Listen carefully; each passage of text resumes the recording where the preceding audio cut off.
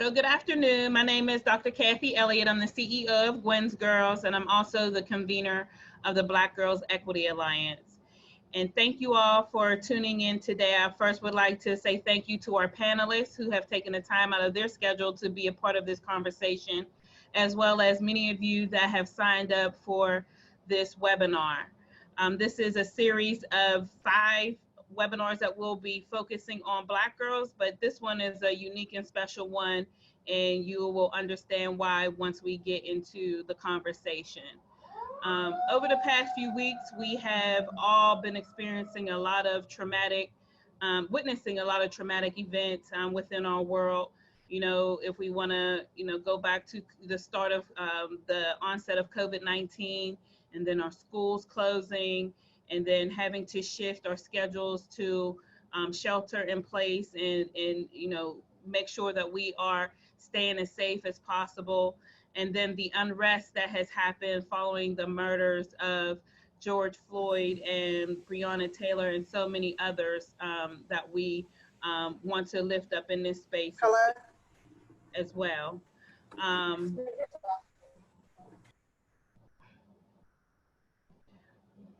And so we want to just take time to say thank you to you all. I know how I feel like we've been Zooming in and out of meetings probably over the past 3 months. But for you all to take the time to come and to be a part of this conversation is definitely appreciated. So as you all know, this is about the work that we have been doing through the Black Girls Equity Alliance, focused on the school to prison pipeline. That's part of the conversation. And most recently, with a lot of that has been going on around social justice and calling for reforms. We also, when we're looking at reform of policing, we also have for many years been looking at what does policing look like in schools. And so I remember it'll be 5 years in August that I have been in this position at Gwen's Girls.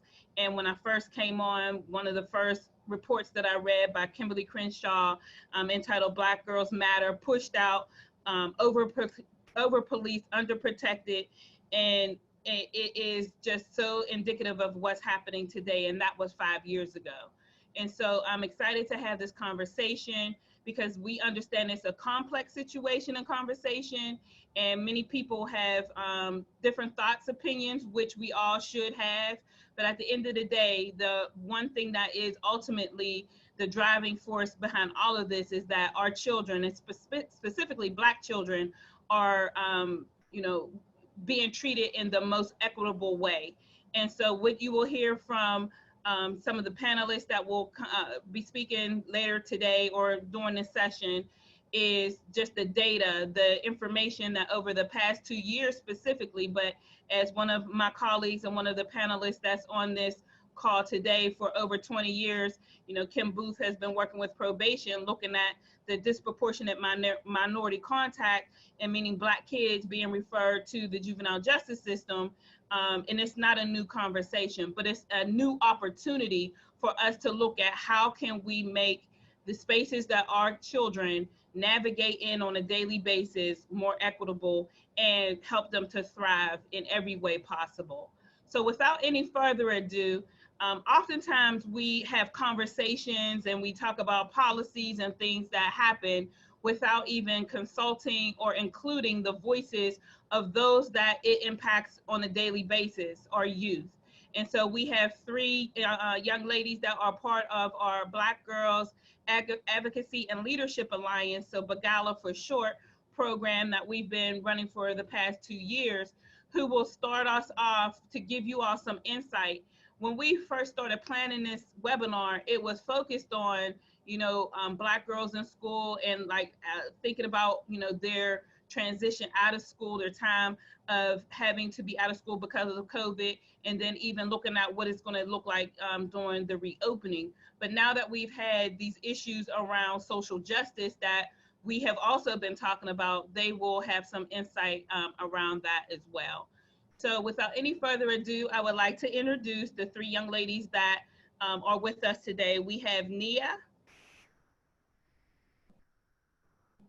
and she's going to take them off of mute. And then we also have Eminesia, and we have Bearcat. And so I'm going to turn it over to them. They wanted to, in their own unique way, share their gifts and talents with us. And so we will start off with them doing that. And then we'll go into a brief presentation by Dr. Venus Evans Winters, who will talk about just some of the historical contexts that we're dealing with when it comes to not just COVID-19, but this, racial issues that are happening across our country, as well as help us to look at, some of the mindfulness techniques that we can do, some things to help to alleviate some of the stress that many of us are carrying, because this is a heavy topic. And this is what we didn't want to have, just a webinar where we're just talking at you. We wanted to also be able to provide not only information or perspective of where we're coming from, but also some resources and some information how you can take care of yourself, but also to get involved.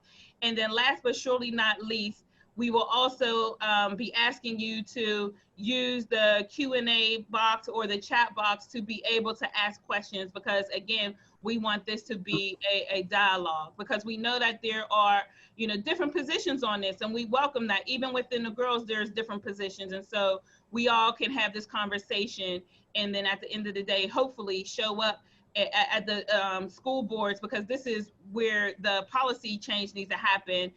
There is a public hearing on Monday at Pittsburgh Public Schools that'll start at 6 o'clock, and we'll be giving you more information about that, where we ask that you consider writing whatever your position is, and hopefully it's in support of, what needs to be best for our students, to submit a letter to the school board during that testimony, and then also join us. Okay, stand back up, Nia, sorry. Okay. Hi, I'm Nia Pitts. I've been in Gwen's Girl since I was 12, as you know, and this is what I have to say. The love I have for you's forever, ain't no expiration, missing every part of you now, baby. That's what I'm facing. All memories in my head, feels like I can't escape it. If I could feel your touch again, it would be so amazing. And my motivation and reasoning for why I sing what I sing just now is because, to me, it represents a lot about what I went through during COVID. During COVID-19, I lost an important person in my life due to gun violence. I lost connections with family and friends in my life, especially school. I lost motivation in school. My work decreased because I wasn't focused enough. And because me losing these connections, and the reason why, not having these connections and supports in my life has taken a toll on me a lot, especially being a Black girl in the CYF system. It's taken a toll on me more severely, I'd say. Thank you. The year 2020. The year I thought it was going by 2016, little did I know I was wrong. November, December, we all had coughs, fevers, even headaches. We didn't think nothing at all. January, February, we then started hearing about outbreaks going on in the world. The corona. Thousands affected, thousands killed. March, April, the worst of them all, we was hit. Schools closing, millions losing their job, us being quarantined, food running out of stock. What have we done wrong? Then there was May. Was government's opening states too early? I wonder that's a possibility. I wonder if another outbreak will hit hard this time. I wonder if this was the end of us. I just wonder. Thank you, Bearcat. My name is Eminesia. I've been in Gwen's Girls since 2014, and here's my poem. Dear COVID, thank you. No, literally, thanks. You ruined my school schedule. Lately, I've been running around like a chicken with its head cut off. Thanks for making me want to stay home even more now. At least there I know that I won't get shot, or at least there I know that every time I know for something that's #pro-America, I won't get a knee kneeling on my neck. Thanks for making life a little bit harder than usual. No, thank you. You shouldn't have. Thank you, ladies. Appreciate your effort, and you did a great job. So as I said, we started off talking about, just oftentimes you know, as adults tend to like make decisions or, you know, start to have these debates about what should happen with kids without actually, you know, talking to you. So we just have a few questions for you, as well as you'll hear the different speakers do their presentations, and there'll be questions for them. If at any time you have anything to say or to interject, please make sure that you know, use your voice as we've talked about so many times.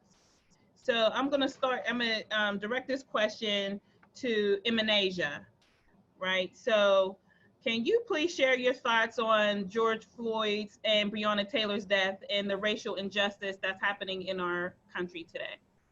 Okay, so my thoughts on pretty much the racial injustices.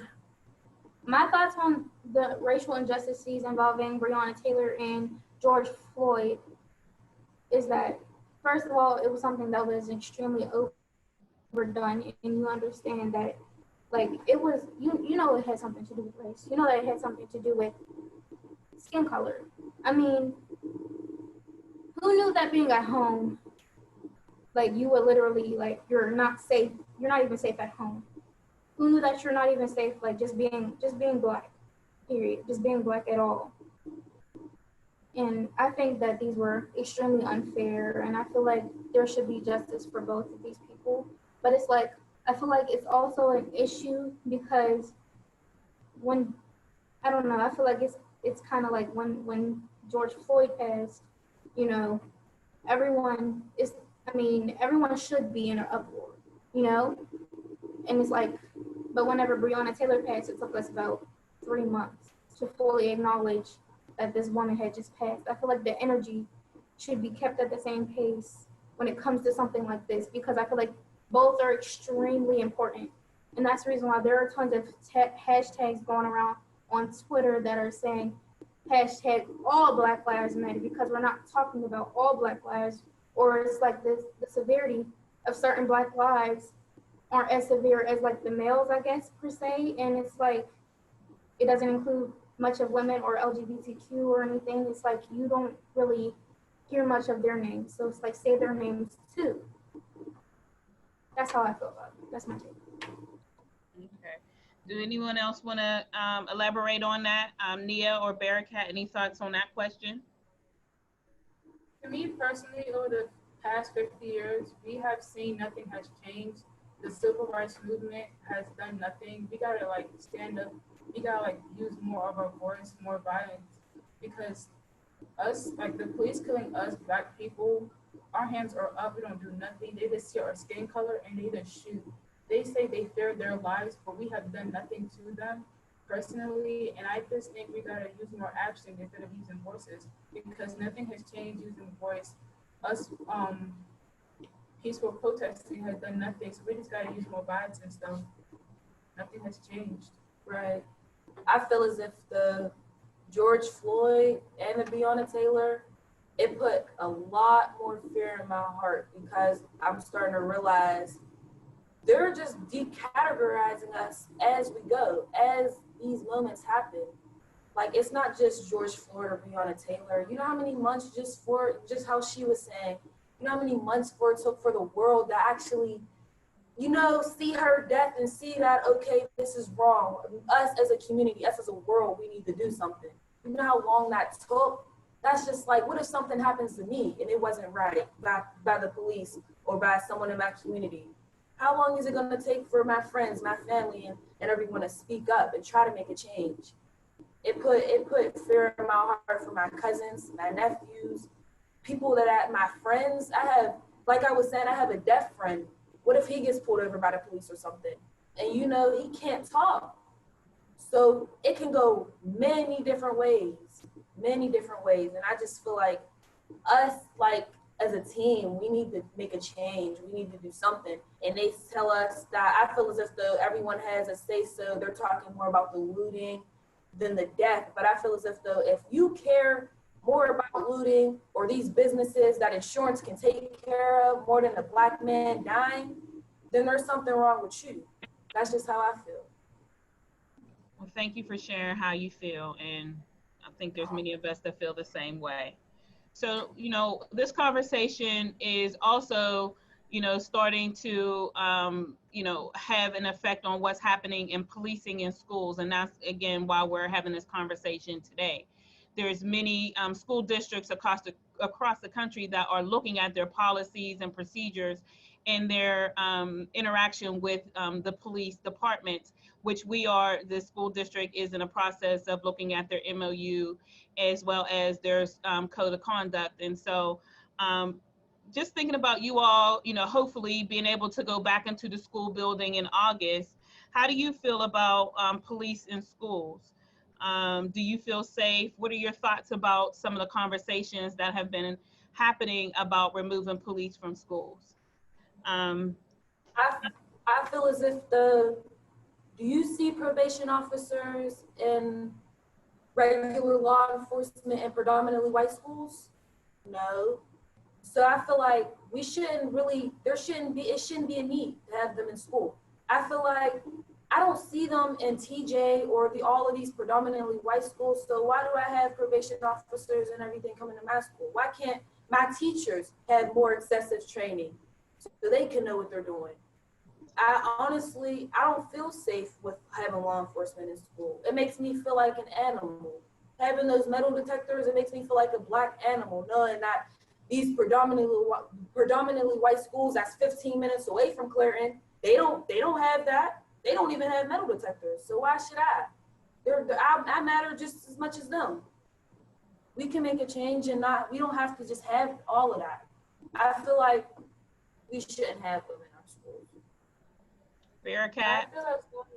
I think we should have police officers. I'm gonna speak on Brasher High School because I attend there. I'm in 10th grade, going to 10th. Some of these police officers and security guards are like mentors to some of these students. They help each other. Like some kids don't have adult people in their life they can look up to. And I feel as though these security guards and police officers are like another adults in their life. Someone they can look up to, someone they can trust and help in life. And I feel as though we should keep them because I feel more safe in my school. And with these metal detectors, I feel as though less school shootings will happen in our school. So I feel as though we should keep them. How I feel on this issue in particular, I feel like that I don't know, I feel like it's unneeded. I mean, well, it's needed in a way, but it's unneeded because as kids attending the school, we don't want to feel like criminals already. We have to go through metal detectors. We have to, whenever we get suspended for approximately 10 days at most, and that's too much because you're missing 10 days of school. That's like a month's work. I mean, that's like a month's worth of work. And the thing is, it keeps piling up and piling up and piling up. And if you're gonna do that, then I feel like maybe you should start sending it home or anything. But anyways, I feel like it's so unneeded to have like a child feeling like a criminal already. Like whenever I talk to my friends, we be like, oh yeah, we're about to go back to jail. We call school jail. We literally call school jail. Because it's like they're policing our every move. They're policing everything that we do. You know, they're policing our dress code. We're not really allowed to wear things that are like shorts or anything. Even in the hot summer, we're only allowed to wear khakis. It's like they're policing every single thing that we do. And I understand the importance of dress code and uniform, but I feel like things go too far. Like as far as like headbands and scarves and things, and it's like it's too much policing. It's too many.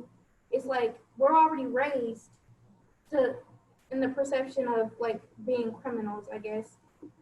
And it doesn't help that you spend 8 hours a day in school and that's how you feel. We literally don't feel like students and we literally like, it's like, I feel like there's not really much respect that goes towards the teachers. And I feel like they don't care either because it's like, they're always saying stuff like, oh, well, I'll still get paid anyways. And it doesn't do anything. You're supposed to have a relationship with the child. And I feel like bringing police in and things, like, it's something that Black people have had to go through for generations.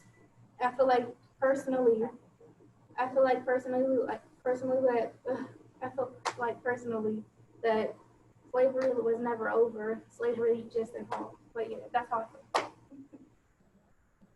Thank you. And then just one last question, and then we'll get into some other content. But, you know, you touched upon it somewhat, just talking about what would be your recommendation for changing, especially around policing. What I heard Bearcat say is that at her school at Brashear, that she has, you know, there are security officers who really have a relationship with the children and students rather, and are impactful, and that she, you know, feels safe with them being there. But on the other hand, there's a conversation around just all the different elements of what law enforcement represents.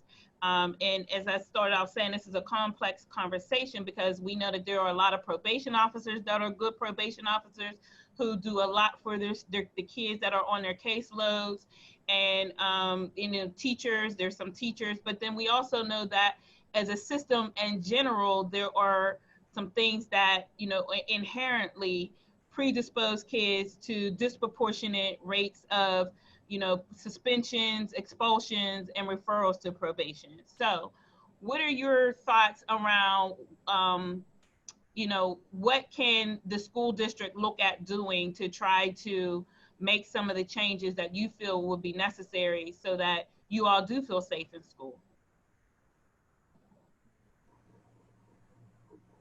I know that one of you had talked about the training that some of the good officers get, or, you know, the things that they do. Is that one of the areas? I feel like definitely more training they need. I feel like they need more mental training on how to deal with the emotions of the students and the teachers. Not just that, because kids, they get mad just how like adults do. They get angry. Sometimes, and even sometimes kids want to get violent also. But I feel like the training has definitely got to exceed more, because I feel like with so much going on in the world right now, it looks like they don't have any training, especially the way that Blacks are being killed or like students are being disciplined. It looks like you don't have any training. So to me, yeah, definitely more training in the mental area. Definitely, I feel as if though, because I know there's probation officers that have to like be in a classroom with kids sometimes, and I feel like that's not needed. Honestly, feel like if they do look at more training, I feel like maybe there's a certain class that a kid can take instead of being stuck in the juvenile system. Or maybe since they're in school having to deal with you, just give them an extra curriculum to take, or an extra class, even if it's just a class that they don't want to take, a drug and alcohol abuse class or something, anything. But it's like, I feel like kids feel like they're stuck in cages when they have probation officers, and when they're on probation, they feel like they're stuck in cages and they're never going to get out. They feel like, especially when you're like 17, about to turn 18, and you're still on probation, you know, like that puts fear in your heart. That like when you turn 18, you'll be tried as an adult for what you just did. Still stuck from what, the last 2-3 years in the system. And I know people like that they're still in the system. They're still getting sanctioned from school, having their probation officers come to school. I feel like some has to change, because most of these kids that start out in school probation and in the juvenile system, they stay in it more likely in their adulthood life, and they feel so stuck in a cage that they just do bad. They just don't care anymore at that point because they're stuck. What can you do? The system said I do this. The system they got all this on me. They gave me an anklet. They gave me this. Now it's just so much harder to get out of it. So I feel like something has to definitely start in the school wise to get these kids out of it, so they can feel like they're not going to be stuck in the system forever. Because that's how kids feel now. They feel like they're going to be stuck in the system forever. All right. Any other comments that you all want to make, Bearcat, Emanasia? Wait, can you repeat the question? Just what are you, if you had to give a recommendation on any changes that you feel needed to help to address what's happening around policing in schools, or anything else, I'm hearing Nia talk about the need for, you know, mental health training, but really trauma training to understand and, you know, kind of deal with children from their traumatic experience and not to punish them, but then to provide them treatment that we often see happens in white school districts and white schools. They get counseling. Okay, well, I can honestly like piggyback off of that, saying that I think that it's extremely important to make the child feel comfortable. We're spending more than half of our childhood with you, so better off, you know, making the child feel comfortable than opposed to, like I said earlier, either way, I'm getting paid.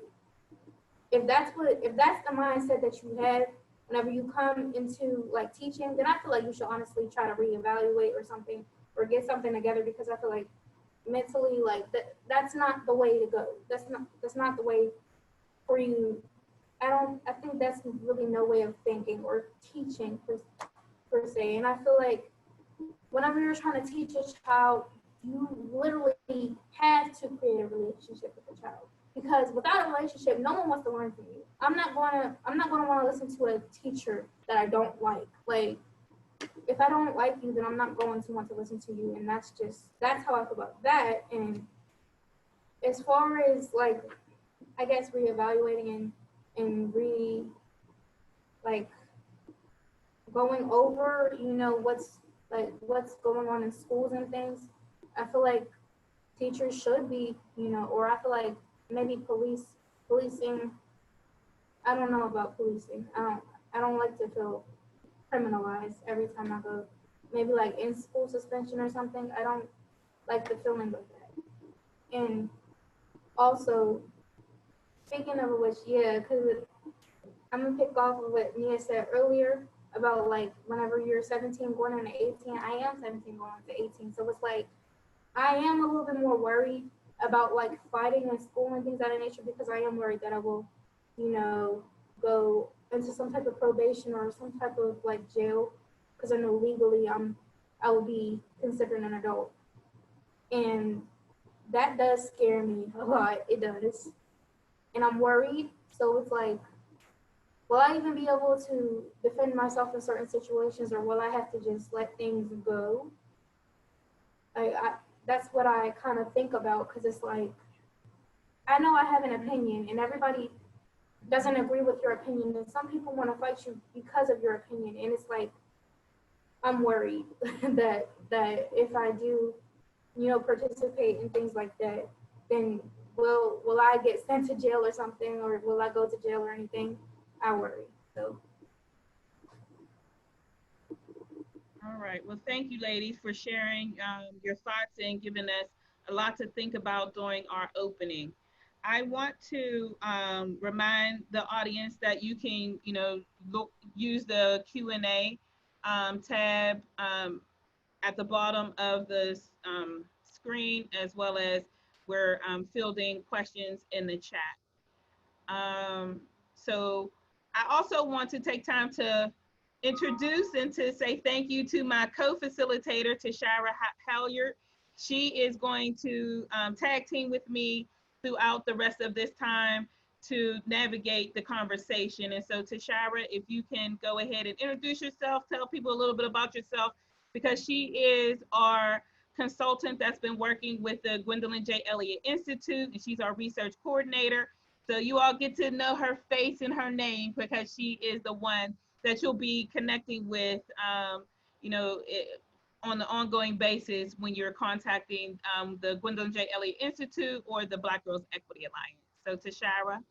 Hello, everyone. As Kathy mentioned, I am a very proud member of the Gwen's Girls family. I have been for many years before I came on as a consultant. So a ride or die fan here, and also a champion of the work that's being done in Pittsburgh. I have worked with jurisdictions all over the country, and I continue to say, obviously, there are issues that we are talking about today, but you all are on the front lines to address those issues. And so I hope everyone who is an advocate, who was on the webinar today, feels proud of the work that they're doing, to have what I see as a groundbreaking conversation around what does Black Lives Matter mean in schools. We can't just talk about the criminal system. It goes so far beyond that. And I think our panelists today will highlight that point.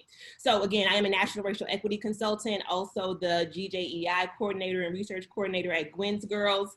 And we have some questions here for the girls. So I want to jump back into that, Kathy, just very quickly before we go to the panelists. Okay. Because they are the ones, again, who need to be centered in this conversation and who are the most important. So as a matter of fact, when Emanasia said slavery was never over, slavery has just evolved, I think that that should light a fire under all of us. So the first question comes from Raquel, who said, how different do the panelists see school being if there were more social workers than resource officers? And by panelists, I mean the girls. Are they still with us? I'm not sure. I don't see their screen on. Okay. I know we've been having some technical difficulties. You all, so even, you know, I feel like everybody will be supportive, but you know, there might be a few that be thinking like, they're not social distancing. So we had technical difficulty. They were actually planning to be at their own computers, but just are, you know, it just wasn't happening. We haven't been in this building and there's been some issues. But they're the beautiful ladies all right there. So Tashara, can you ask the question again? Sure. So folks want to know, you all, how different do you see school being if there were more social workers than resource officers? And you all are on mute, so yeah.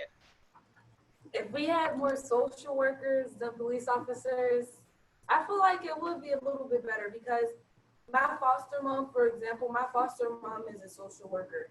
And I feel like having a foster mom as a social worker, you actually see and even in what she says, like how differently it is. She actually talks more about, okay, well, I expect this from you. What do you expect from me? I swear, first time, I've been in the system for a long time.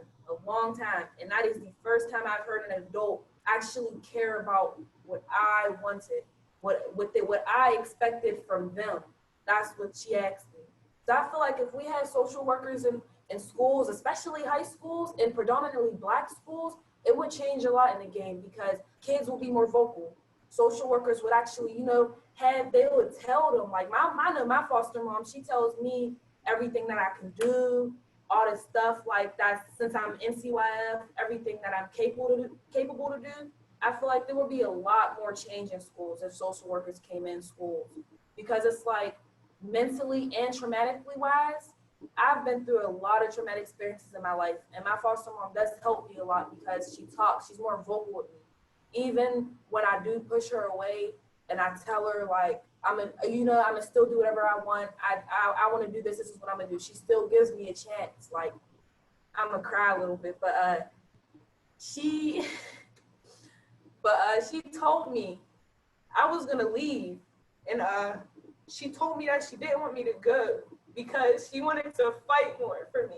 And I've been in a lot of homes, like a lot of different places. I have real bad abandonment issues. And I feel like having a foster mom as a social worker has given me, it shined a lot more light in my life, because her telling me like that she didn't want me to leave and that she actually wanted to try with me, because I'm not gonna lie to you guys, I'm a hard person to put up with, a hard kid.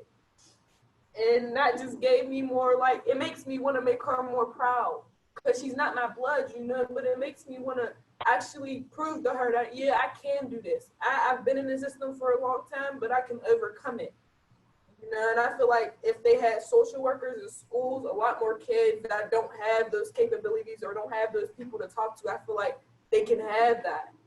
And they'll have that person that's going to be there for them, because a lot of teachers can't do that. They can't be there for those kids. I feel like it is meant for social workers. If we had them in schools, we would see a lot more change, I'm telling you, because I've seen a lot more change in myself. Thank you. We are so grateful for you. Mm-hmm. Anyone else want to chime in? You basically said it already. I have no comment for this, so I don't know. I honestly think that I definitely think I'm for this. Social workers against police.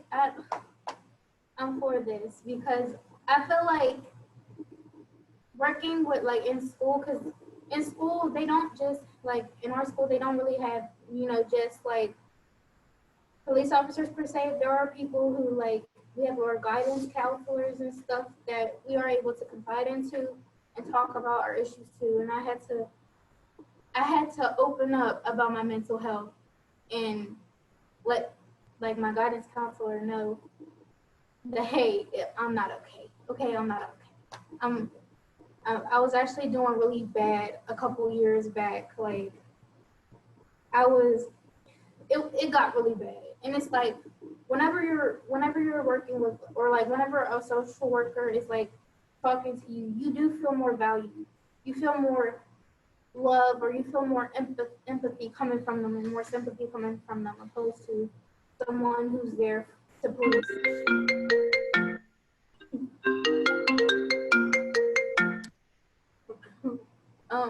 And it's like, it's something that I'm glad that are in schools, but it's like, aside from like in those types of like situations, I feel like in a lot of Black homes we're raised to think that we really don't need a therapist, or that we're okay and things. So it's like, it's nice to have that in school. It's nice to like be able to confide into someone in school. And I feel like the fact that I have less of that now, opposed to like what I did whenever I was in school, I feel like that has taken a toll. Not even long. But yeah, that's fine. Thank you to you both. And I want to say that the chat box is lit. Y'all have a fan club going on, so we got to get some t-shirts made or something for the three of you. And Sarah says, what do you think would be a good alternative to probation? Or how can students who commit crimes be helped in a more positive way? How can they be helped in a more positive way? What's an alternative to probation, and how can we help students in a more positive way? Okay, I'd say, I feel like more talking. I feel like kids nowadays, when they have to like do stuff with probation officers or go through stuff in the system, it's more like having an anklet or having to do drug and abuse classes and stuff like that. And I feel like it makes them feel more criminalized than they already are. So I definitely feel like, okay, how about putting them in a program like, I'm in Gwen's Girls, for example, all girl program, Gwen's Girls. How about putting them in a program, telling them, okay, you have to be in this program, or you're gonna have to do this, which is gonna make you feel more criminalized, you know? Put them in stuff like, and I feel like if you do put them in that program, it might make them wanna stay. I mean, you're making them do it at first, but them being in that program instead of something that's gonna be more, what's the word? I say, be more negative in the end, then I say you do it. Like, everything has a different outcome. So I'd say like, put a kid in a community program, something, or talk to them. Just talking helps a lot, I'm telling you, because there's a lot of kids, especially in the system, both systems, that they don't like to talk because they feel like nobody's gonna hear them out, or they feel like, okay, you're in my life for a temporary amount of time. That's how most kids, that's how I feel about people in my life. You're only in my life temporary. You're not gonna be here, so why should I listen to you, you know?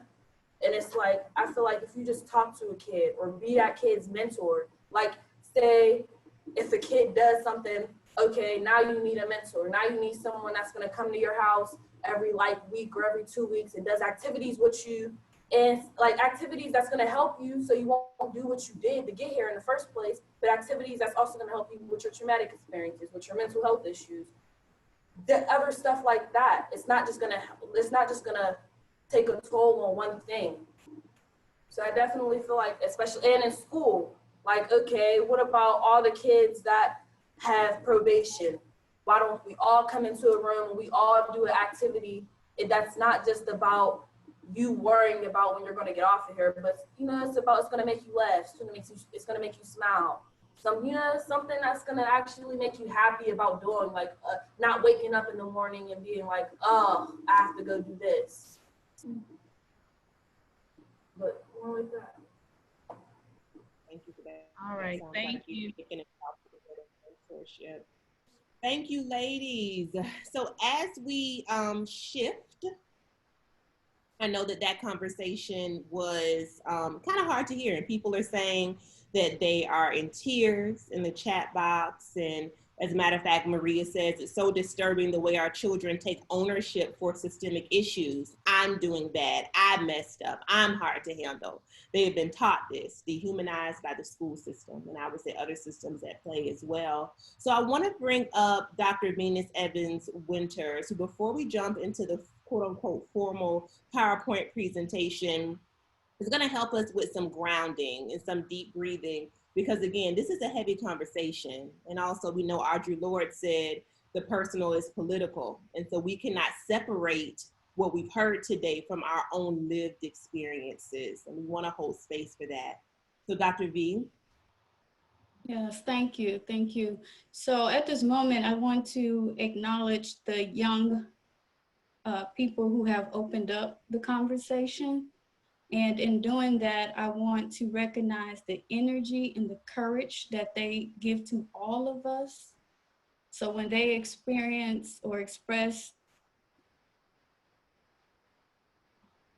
anger, sadness, frustration, irritation, that energy is put out into the universe, but they are receiving that energy from something and somewhere.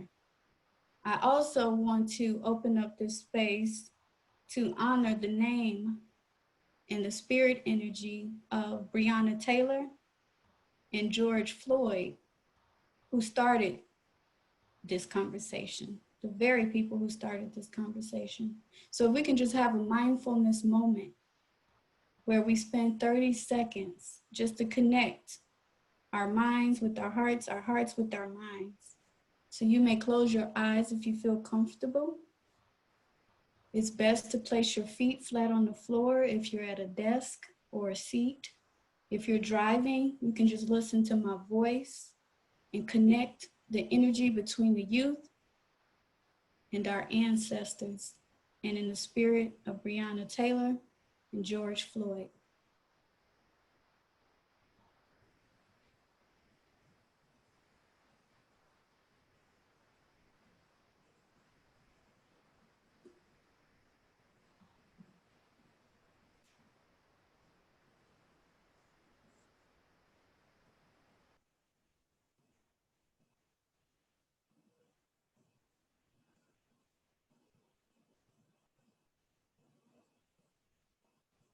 Ashe. Ashe. Ashe, thank you, Dr. V. So I'm going to share my screen so that we can hear directly from our panelists, our advocates today, who are going to put the conversation about what does Black Lives Matter mean in schools into a national and also a local perspective. So first we are going to hear from Dr. V, but first I wanted to share with you all that today's conversation, if you don't know, is part of a larger webinar series that is leading up to our conference, She Matters, Protecting and Uplifting the Well-Being of Girls. So today, again, is what does Black Lives Matter mean in schools? July 16th is around mental health, sexual and reproductive health inequities facing Black girls during COVID-19. In August, on August 13th, we'll hear about Black girls' experiences with bullying and sexual harassment. And then September 10th, She Matters, Black girls and gender-based violence. We hope you will join us for the entire series. And I'll turn it over to Dr. V.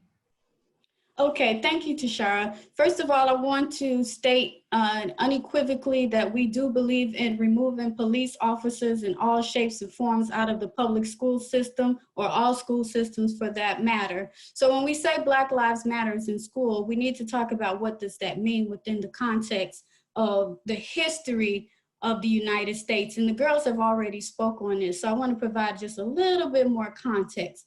Let's be realistic. So Breonna Taylor and George Floyd and the movement for social justice on their behalf has brought us here today. But people are failing to make the connection. Why all of a sudden are we asking to remove police officers or any state actors in this case with authority outside of our schools. The girls mentioned police officers. I also want to add resource officers. I would also add probation officers in any form. Okay, so what do they represent? Historically within the United States, let's be clear, we have been in a state of pandemic for 400 to 500 years. A lot of the education that our young people are experiencing is actually reflective of plantation education. So let's put that in context, right? So when we look at the demographics, Black students make up approximately 16% of the student population, right? And so if you look at this chart here, you'll see the data. Approximately 16% of the US public school population, but Black children make up 32 to 42% of those who are actually suspended or expelled from school annually.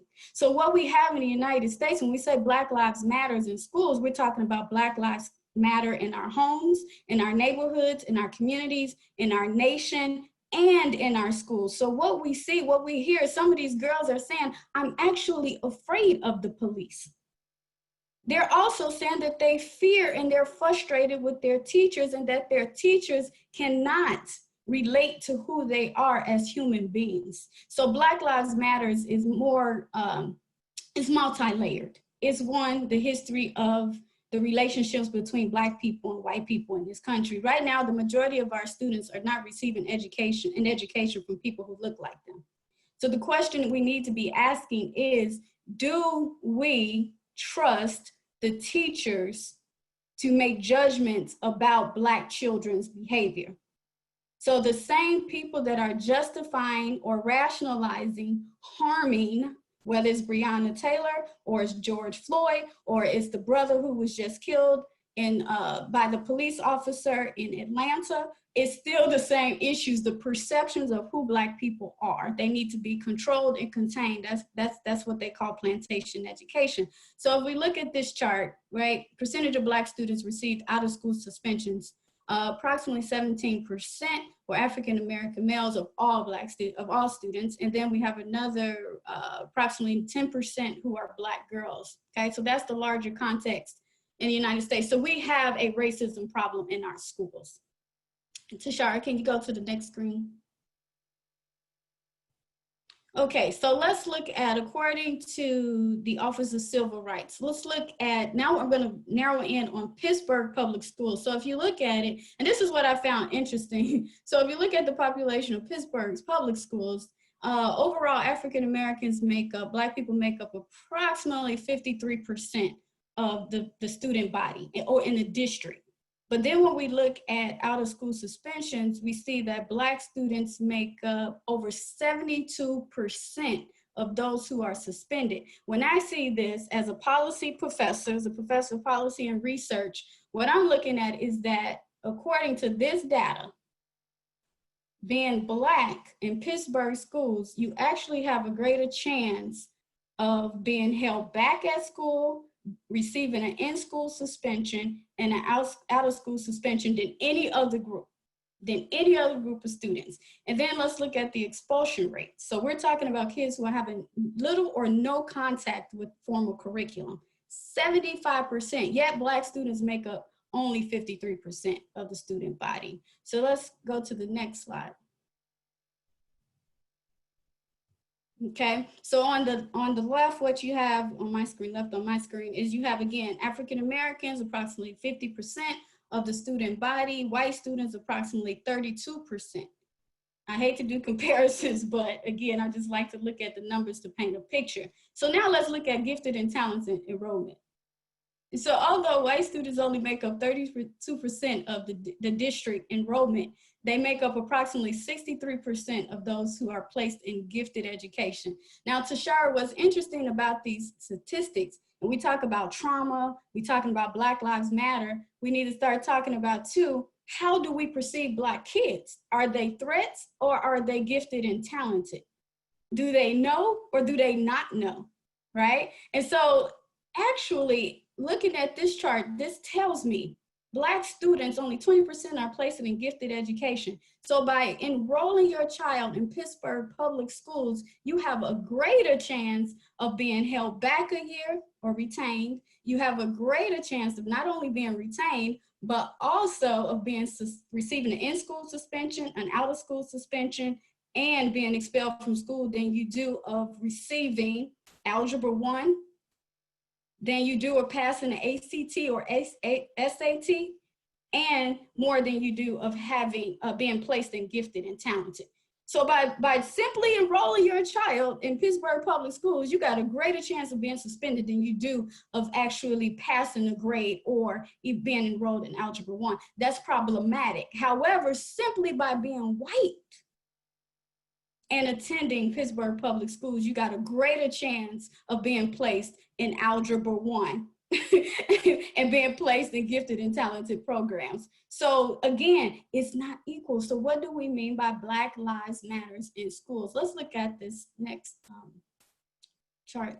So when we talk about, and I'm actually quoting here Dr. Monique Morris, she talks about in the film Push Out and in her book, she always reminds us, she says, let's talk about reimagining schools, because people get afraid. And the reason why they get afraid is because, keep in mind, and one of the girls said it, we have in this country 400, 500 years of a health pandemic. We're always the first hit. We're always at the bottom of the economic stratum pole. So we've been having for 400, 500 years an economic crisis. And we also have at least for 50, 60 years had an educational crisis in this country, including Pittsburgh, including Pennsylvania, who did not want to integrate schools, and they fought as long as they could to keep them desegregated. And so this is where we're at now. So Black Lives Matters in schools means, one, we want our kids to have a proper high quality education. Two, we want teachers who reflect our students' cultures and ethnicities and genders. We want culturally responsive schooling. And we also want our kids to stop being criminalized and policed and surveilled. And so that's what it means when we call for Black Lives Matters in schools. We should reimagine schools as healing spaces, spaces that are reflective of racial and social justice. I heard one of the girls say too, we want gender responsive and culturally relevant curriculum. And we also want spaces where Black girls and Black boys, but Black girls can become leaders of their school environment. And I'll stop right there because I'm really interested in the discussion points. Thank you so much, Dr. V. Plantation education. I will never forget that term. Before we switch over to the next panelist, I just want to do a couple housekeeping measures. You all please keep the Q&A going, the chat box flowing. We are going to hear from all of our presenters, and then we're going to get to a larger Q&A. So trust me, those things will not be lost. Just ensure that when you are typing into the chat box, it says all panelists and all participants, okay? So next up, we have Dr. Sarah Goodkind.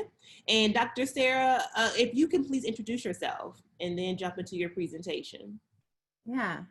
Hi, everyone. I'm really grateful to be with you all here today, and so grateful to the girls who shared their thoughts and experiences with us.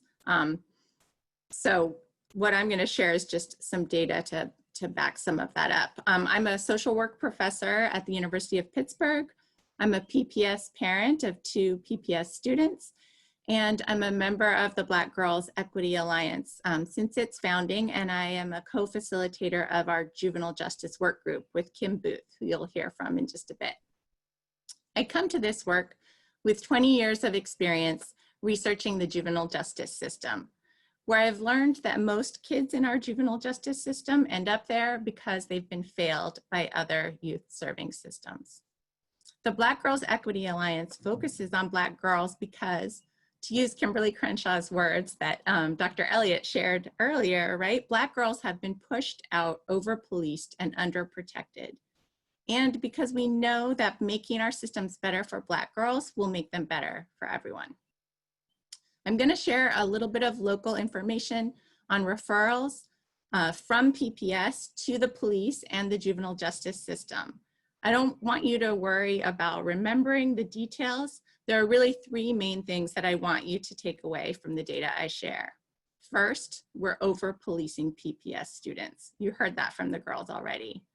Second, this is especially true of our Black students who are disproportionately shouldering the harmful consequences of this over-policing. And this is documented by extensive national and local research. And third, there are much better ways to keep all of our students safe in school, which is already one of the safest places that they can be. All right, so this slide that you're looking at right now shows that PPS refers students to law enforcement at rates higher than public schools in 95% of other large cities in the US. And you can also see that these rates are highest for our Black students. I want to emphasize that Pittsburgh students do not have worse behaviors than students in any other city. So there's no good reason for us to be at the top of this shameful list. Many of the behaviors for which students get referred to law enforcement are typical adolescent behaviors that can and should be dealt with in less punitive ways. And can we go to the next slide? So this next slide emphasizes this point. And I want to focus on the fact that we shouldn't accept arrests and referrals as any kind of true measure of students' behaviors.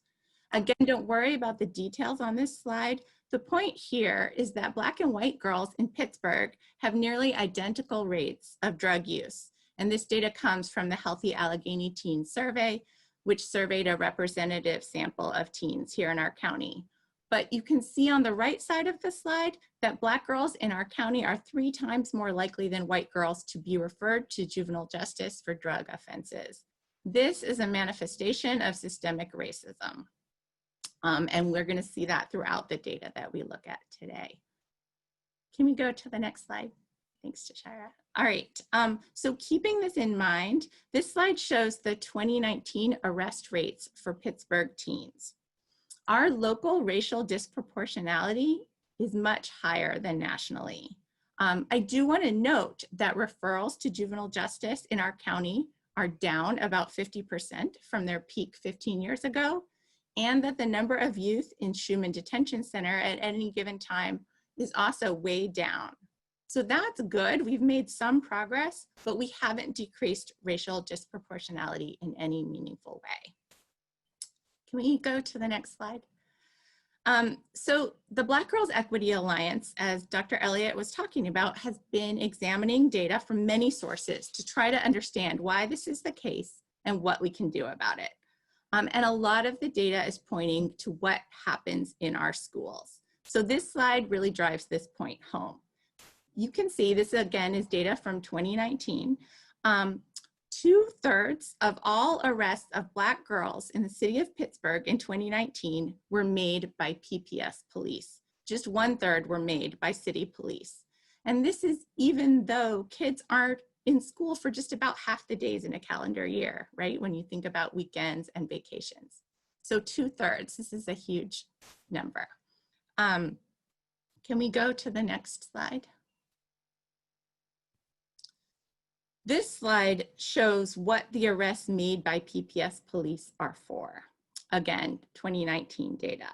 And what you can see on this slide is that over half of the arrests of Black girls and almost half of those of Black boys ultimately resulted in a charge of disorderly conduct. City police have told us that youth should not be arrested for disorderly conduct. So this information on this slide is showing us that PPS police are overcharging Black youth for offenses that are highly discretionary on the part of the officer. And if we could go to the last slide. This is my last slide. This slide also has a lot of information, but it shows the top 3 referral sources for Allegheny County juvenile probation for 4 different groups of youth in 2019. And I want you to notice on the left that the top referral source for Black girls, which accounts for about 1/3 of all Black girls' referrals to JPO, is the PPS Police. And this is despite the fact that less than half of Black girls in our county live in the city of Pittsburgh, and not all of them even attend PPS. So I want to just conclude by looping back to the points that I started with, I think the data show us that we're over-policing PPS students. Second, this is especially true for our Black students who experience the harmful consequences of this over-policing. And third, there are much better ways to keep our students safe. And we're going to hear more about those from some of the upcoming speakers. Thanks. Thank you, Dr. Goodkind. I think what stood out there the most especially was that we're talking about typical adolescent behaviors, to quote you directly. We cannot underscore how important that is to know. It's bias, it's gender bias, it is racial bias, it is systemic oppression. The behaviors are the same across the board. So next up is going to be Gada. If you can introduce yourself, please, and jump into your presentation. Yes, hi, my name is Gada Makushi. I am a community advocate with the ACLU of Pennsylvania, and I work on school policing issues.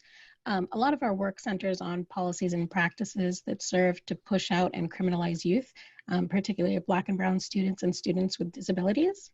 So some of the policies that we've been looking at recently are the Code of Conduct and the Memorandum of Understanding between Pittsburgh Public Schools and City Police. This month, the school board will be voting on a proposed draft of the School Code of Conduct for K through 5 and 6 through 12. Overall, both of these handbooks contain many instances of vague and subjective language, and I'm concentrating on 2 infraction codes today. However, I would encourage everyone to take a look at the Code of Conduct for your district to see if there are instances of vague and subjective language, as those create opportunities for biased and discriminatory treatment. So in the current draft of the Code of Conduct, if you can go to the next slide, we are asking for the removal of the disorderly conduct infraction code and for them not to add the 199 other charges miscellaneous code. So Sarah talked about this a little bit in her presentation, but to highlight why the disorderly conduct infraction code needs to be removed, I'd like to share some of the data that I have with you. So looking at all of the arrests that resulted in a charge of disorderly conduct, 97% of those were issued by school police. And who were the police charging? Black youth. So even though Black youth account for 53% of the student body, nearly 90% of those disorderly conduct charges were issued to Black youth, mostly Black girls. And in fact, when we look at arrests of Black girls that resulted in a disorderly conduct charge, every single instance of those was charged by school police. And to be clear, disorderly conduct can be charged for minor things like unreasonable noise or using obscene language, basically being a teenager. So Black Lives Matters at schools means a removal of disorderly conduct infraction as well as the 199 code, as both of these codes similarly have been shown to be used in arbitrary and discriminatory ways, largely against Black students. And overall, we know that Black students are more likely than white students to be disciplined for subjective behaviors at much higher rates than their white peers. If you can go to the next slide. I'm sorry, No, that's okay. Go back about 3 to the Memorandum of Understanding. I am going the wrong way. Okay, technical difficulties. Give me 1 second. Okay. Perfect. All right, so another policy we've been focused on for several years is the Memorandum of Understanding between the Pittsburgh School Districts and City Police. And I want to start off by saying that Pennsylvania's state law requires that all school districts have an MOU with law enforcement. Most districts have adopted the model MOU that was proposed by the state, and Pittsburgh initially began with that and then added problematic language that we have been fighting now for several years. And while PPS has made some improvements to the current draft, there's still a significant issue that they have failed to address. So right now, state law requires that school districts contact law enforcement if a student commits any of a list of 24 infractions. If you can go to the next slide, PPS and City Police have chosen to add 7 additional infractions to the list of what needs to be reported to police that are required to be reported to law enforcement. So instead of giving schools the discretion to choose, even for such minor things as students talking in the hallway, even after being asked to go to class, failure to disperse, they are now required to call law enforcement. So this becomes increasingly problematic when we look at students with disabilities. Rather than allow schools to determine if a manifestation report or other intervention could be used to address the behaviors, with a student with a disability, this MOU requires schools to contact police for something as minor as throwing a ball at another child that misses them, simple assault. We are requesting that PPS remove these 7 infractions from the list of infractions that require mandatory reporting. Not removing them will exacerbate racial disproportionality in the arrest and referral of Black students and students with disabilities, and we already have one of the highest rates in the entire state. All right, into the final slide. So as you can see by this, there were a total of 623 arrests in 2019 of youth. And while Black youth only make up about 40% of the youth in Pittsburgh, they account for over 80% of all arrests. And I think it's important to highlight that even when PPS removes police officers from the school, Black Lives Matters at school means that understanding that there's a whole system of policing and criminalizing of students that still needs to be addressed. There are policies and practices that push students, mostly Black students, out of schools. And while we've addressed a few here, there is still a lot of work to be done. Thank you. Thank you for that, Gada. And I'm sure people will have a lot of questions about the MOU and code of conduct that we'll circle back to in just a moment. Next up, we are going to hear from Angel. Angel, are you with us? Hi everybody. Please introduce yourself and jump into your presentation. Sure. My name is Angel Gober. I am the Western PA Organizing Director for One Pennsylvania, and education. There's 2 logos on here. Education Rights Network is a campaign of One PA. I am based here in Pittsburgh. We are a statewide membership-based organization that works on many issues from education justice to environmental justice. We do a lot of housing advocacy work in the city of Philadelphia, where we also have an office. So it's good to see everybody.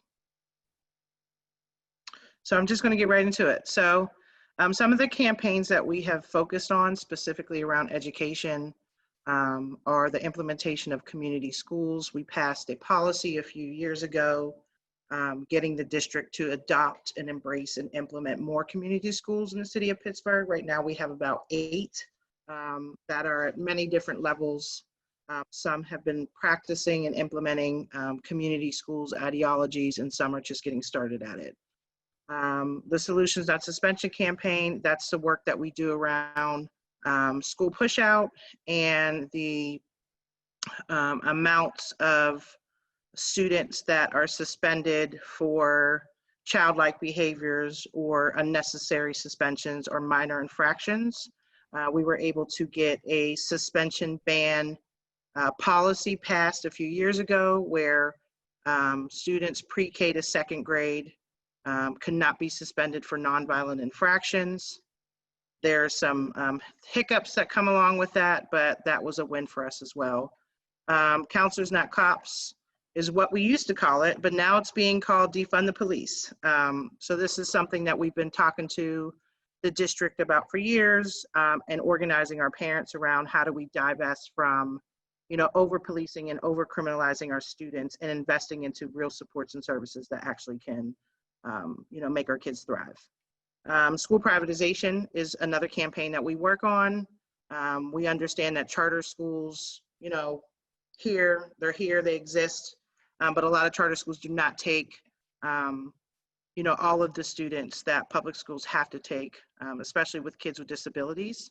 So if we're going to have another public school system, then charter schools need to be accountable to making sure that they are taking all kids and being inclusive. And it's also just not enough money to keep funding 2 systems of education. And so you can click to the next. School funding that's a whole nother topic. Some of the things that we won, we talked about the community schools. We've been a part of the implementation process of that. Parents are at the actual conversation. So we actually look at communities and schools as a solution to over-policing, to school push-out, to suspensions. Because if we actually are doing community schools the right way, we have culturally relevant curriculum, we have real supports and services in the classroom, we have restorative justice practices, we have people that are actually in the buildings to think about how we implement all these things every single day. You can skip to the next one. So just to bring us up to speed on our most current campaign, and you can see there's a lot of logos at the bottom. So, you know, Gwen's Girls is definitely represented, ACLU, God is on this call. So what we've been thinking about is, you know, it's very different here in Pittsburgh. So if you're looking at all the different cities across the country that are defunding the police or canceling contracts with their local police boroughs, it's a little different here, right? So we don't really have a contract with the Pittsburgh Police Bureau, but we actually employ our own school police officers. So we have about 20 or 22 school police officers that are employed by PPS. They are not armed. You know, they wanted to be armed a few years ago, but the community came out in mass and said, absolutely not, you will not have guns in our schools with our babies. So, but the things that the school police officers still have is policing authority. So police officers can arrest, police officers can write citations, police officers can, you know, charge students with whatever they like, just like the Pittsburgh Police. So I think where we are in this moment is that we need to remove children away from systems of policing. We need to remove children from, you know, harm's way, where if they make a childlike mistake or if they mess up, that they will not be like penalized or have these huge punitive damages just around, you know, because they're young people, right? We need to be able to say that teachers can't call the cops on kids without going through 25 steps first. Like that should be the very last, or not an option at all. Like, how do we actually get to have supports in the classroom? How do we actually have, you know, real relationship building? Because it comes down to relationship building, actually. You know, and so we've just seen cases and cases where school police, you know, come into a classroom and either escalate or de-escalate. Most of the time it's escalation, and kids are dragged out in handcuffs and are filed charges against. And that is something that we need to stop. And I understand that this is a very controversial conversation for folks in Pittsburgh, but we are not talking about security guards. I want to be clear on that. We're actually talking about the people that could quickly put these kids in the fastest track to the school to prison pipeline. And so we need to have this open conversation. We need to have dialogue on what school safety looks like in our schools. And that conversation needs to be ran and led by the community and parents and teachers without the police. And we have, you know we are stakeholders and decision makers in this community, and we know how to come up with plans that can protect our students. So I think the conversation is around, you can skip to the next one. I'm just going to go over quickly some of the demands. If you could just click on that top link.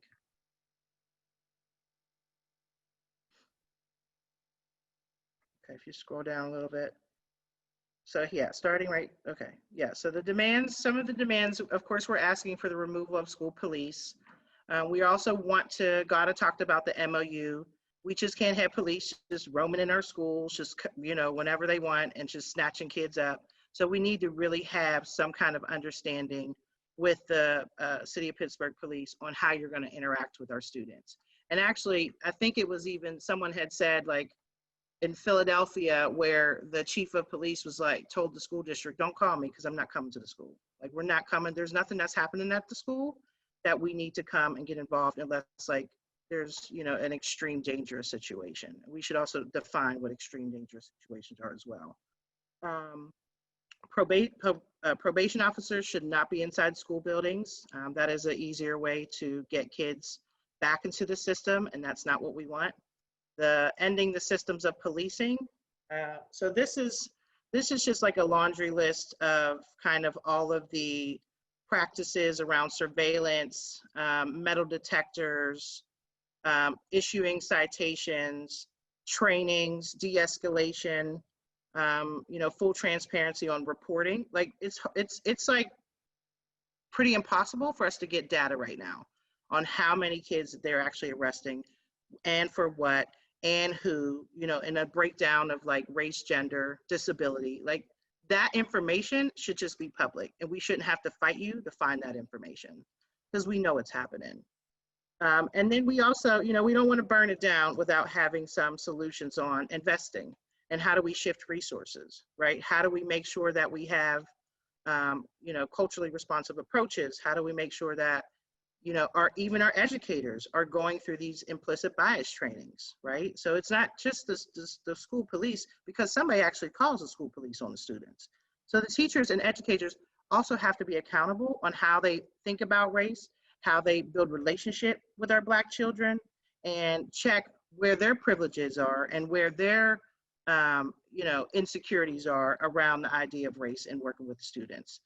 Because I just can't, you know, it just blows my mind that there's so many teachers that are afraid of our Black students. So, you know, of course, we're calling for increasing for counselors, psychiatrists, social workers. You know, under COVID, like there has been a lot of income loss and people were not paying taxes. So we're going to have huge budget cuts. And the first thing that they cut in the state of education, the Department of State of Education, is always education. I'm sorry, Pennsylvania Department of Education. They always cut education first. So you mean to tell me with limited resources, we're going to keep school police that criminalize students over social workers and counselors? No way. That cannot be the way that we go. That cannot be the direction that we move in.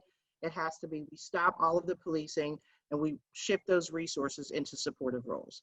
Now, the argument that's been brought to the table is that these school police have a lot of relationships with students. They're big brothers.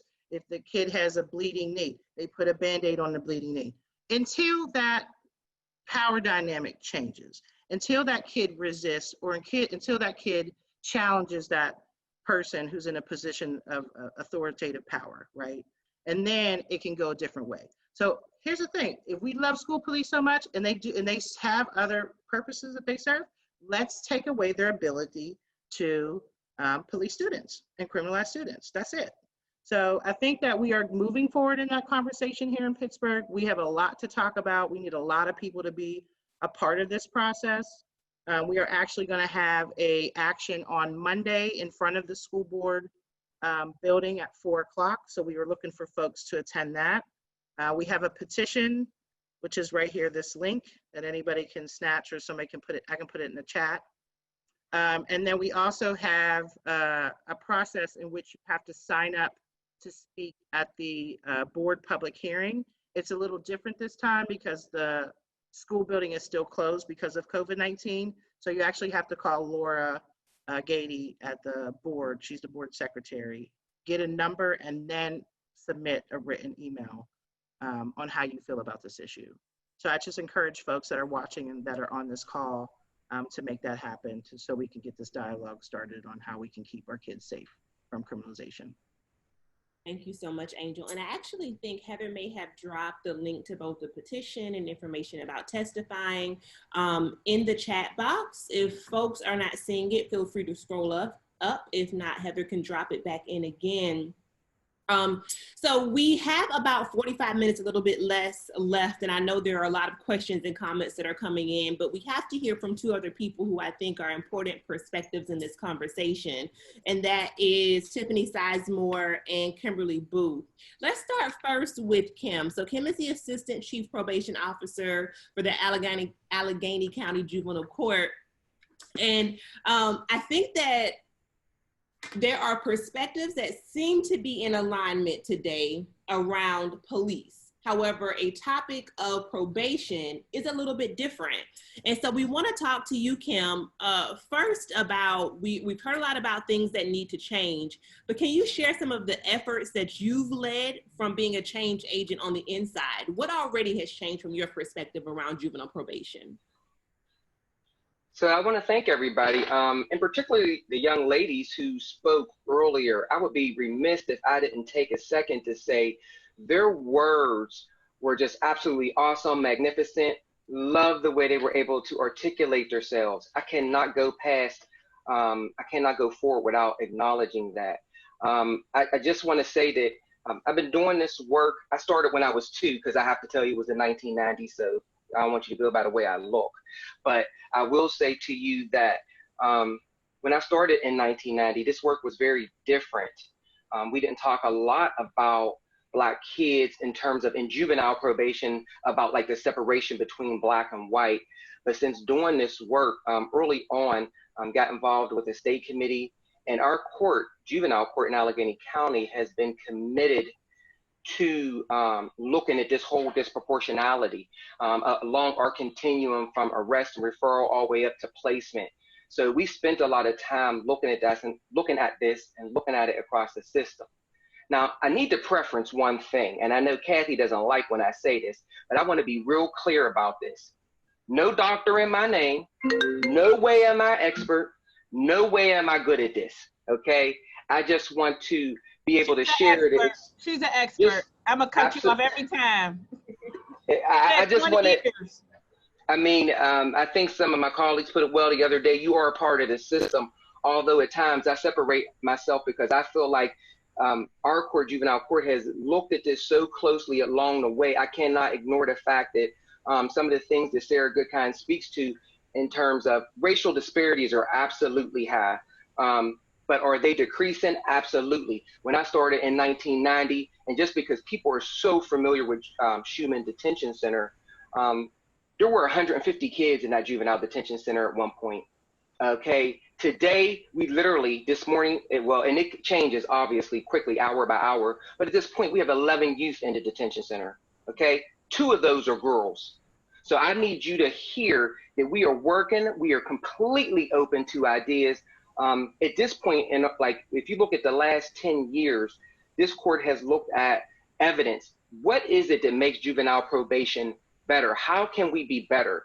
We look at professional alliance. We look at the evidence-based practices that help us give probation officers tools to do better so that they can be happy and uplifting and caring for young people. We want them to be attentive to their needs. We don't want them to be seen as this, I'm gonna pull out a gun and arrest you person. We want them to be part of working with youth. We want them to be good role models. We want them to be coaches in the school.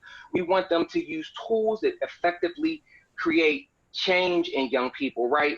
So that they understand the victims that they may have harmed along the way, the community that they may have harmed along the way. So what we've been able to do is really, really narrow down these efforts to look at really the medium and high risk youth, where we need to focus a lot of attention on. Many other youth we have tried to, even if they come to our attention at our front door, we try to divert those youth as best we can. So although you see the referral rate, we do our best to divert many of those youth away from our system and deal with the most serious youth that we can. Now, I would be crazy if I would sit here and say to you that we've missed a couple along the way. Absolutely. I would never tell you this system or what we do in juvenile court, and I can only be responsible for probation officers. And be clear, probation officers carry out recommendations of the judge, not in of the court. There's other partners I have in this. I'm not in it alone, right? I'm trying to work together. We try to work together to make things better as best we can. But I wanted you to mostly know that now in 2020, we do research to look at what are the best tools. How can probation officers be better? What does the probation officer do? What tools does he use to be better in the schools? And sometimes, I know we don't speak about this a lot, but I know probation officers, and I know probation officers that have been the role models and the professionals and Black professionals that some of these kids need, that they've had. Let me say that. I won't say that they needed them, but they had them in school to support them while they're in the educational setting. So I just wanted to summarize that. There's lots of notes. Been doing this a long time.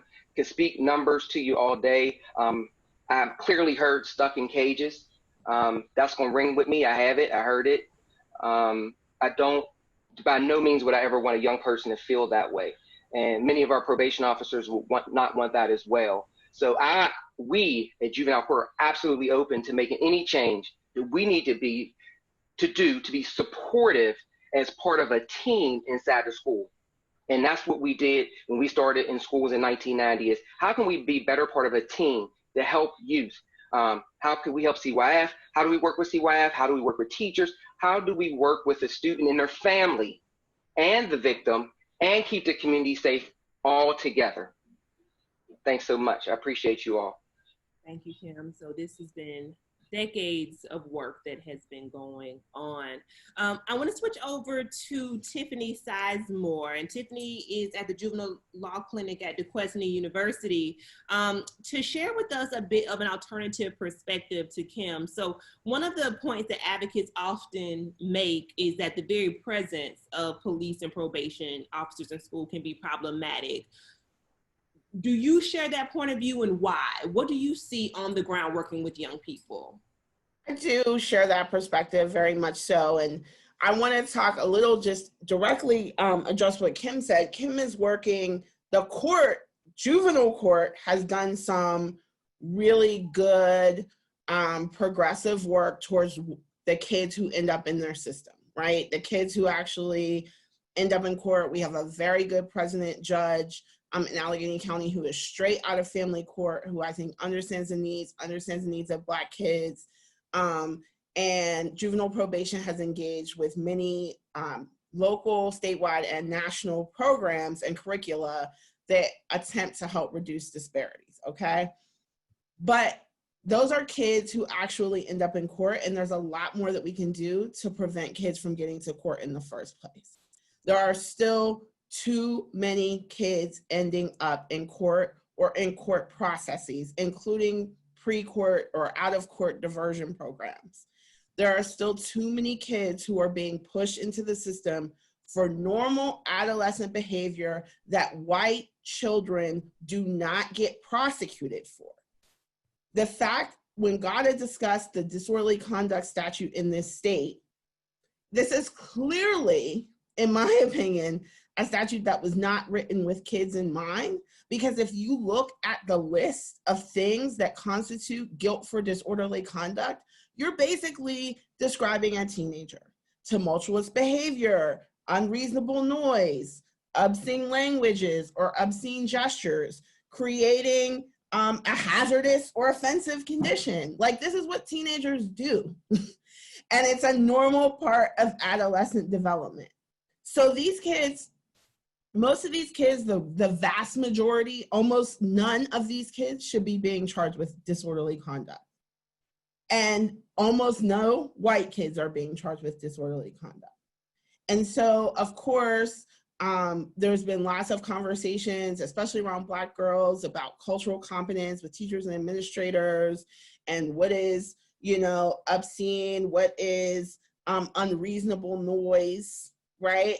What is a fight that lasts 30 seconds and no one even gets a Band-Aid? Why are those kids sitting down in a courthouse missing school, parents missing work, to be prosecuted for a fight that has been over for 4 months?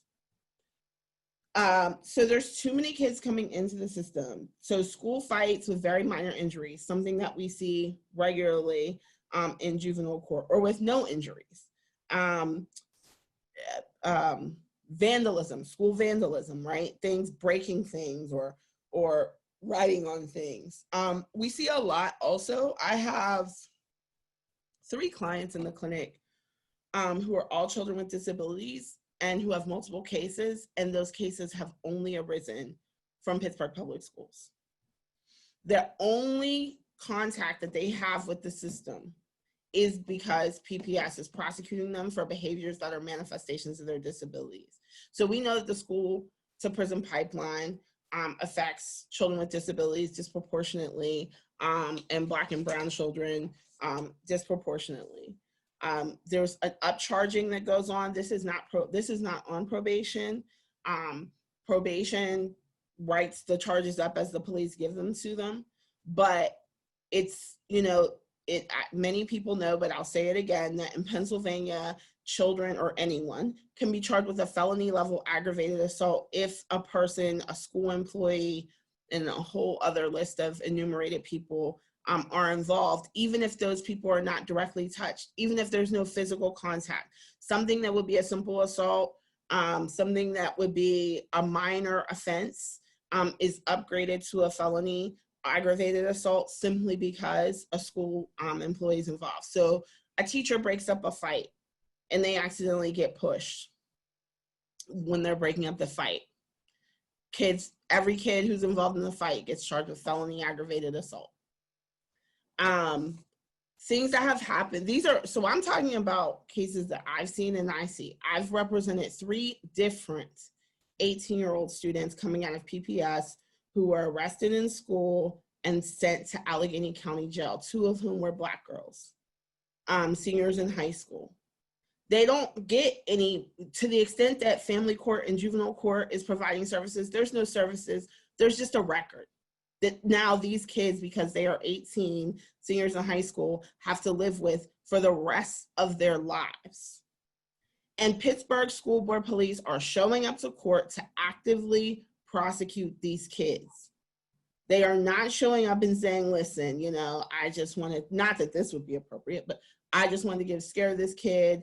I just wanted to teach this kid a lesson. Let's not go forward. They don't care. And what I want to say to you is that this isn't about individual relationships and that this isn't about individual stories. We went through several slides of data that show us that whatever is happening individually is not good enough. It's not getting us to where we need to be. Are the numbers coming down, or have the numbers come down since the 90s? Sure. Since the early 2000s? Sure. Since last year? Sure. But they're still far, far, far too high. There are still way too many kids that are coming into the system from Pittsburgh Public Schools and from other school districts, because Pittsburgh Public Schools is not alone, that should not be. And there shouldn't be probation officers in schools because it contributes to that same culture of criminalization. I can't say it any better than the young woman at the beginning of this webinar stated it. I cannot tell you what the environment is like any more than they have told you what it is like to have to pass through metal detectors, leaving school, coming into school, to be subject to bag checks, to be subject to person checks and body checks, to have police officers in student mediations. And so I think it's really important for those of us who want to see the decriminalization of schools and school environments to not let this conversation get railroaded into, well, I know this one school cop and he is, you know, such and such, and she is the greatest. And, you know, this is about an overall environment of criminalizing children. If these people, if these police officers, or if these probation officers care for these kids, they will find other ways in the community outside of the school building to support them. They can mentor them. I went through a mentor program in this city when I was a teenager that was run by 2 Black Pittsburgh police officers, women, a girls program, mentoring program. I didn't go to a Pittsburgh public school, but they didn't have to come to my school. They started that program. They found a way to mentor us, and I'm still very close with both of those women at 42 years old.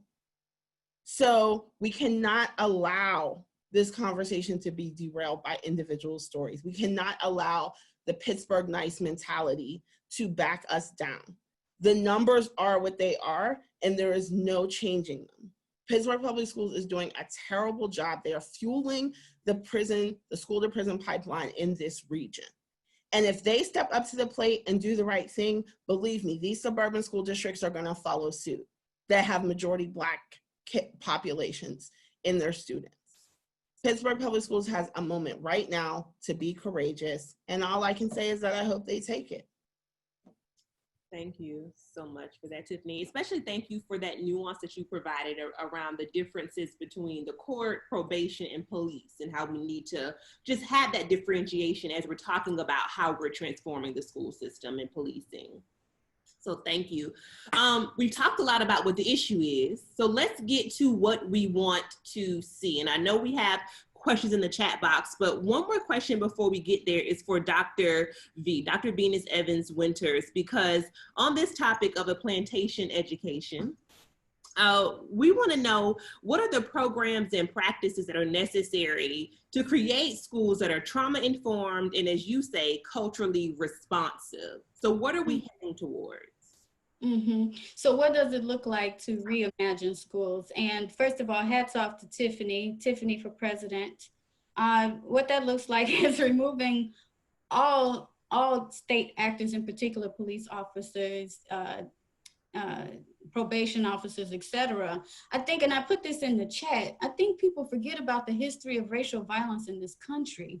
And the history of racial violence in this country is that for many Black people, it has been sewn into our psyche that contact with white authority figures. Now, keep in mind, that might be the school principal, that might be the white teacher, that might be the white school social worker. Yes, I'm a licensed school social worker as well. And that is definitely the white officer, at least for most of our children. And I have a child who's in high school. I have a child who's in early years in college. And if we take just my son's age, over the last 20 years, they have witnessed everything from Columbine to Trayvon Martin, to now George Floyd, to Sandra Bland. There is an insown fear of what white officers represent. And I'm not even gonna mention the subconscious fear that our girls have when any man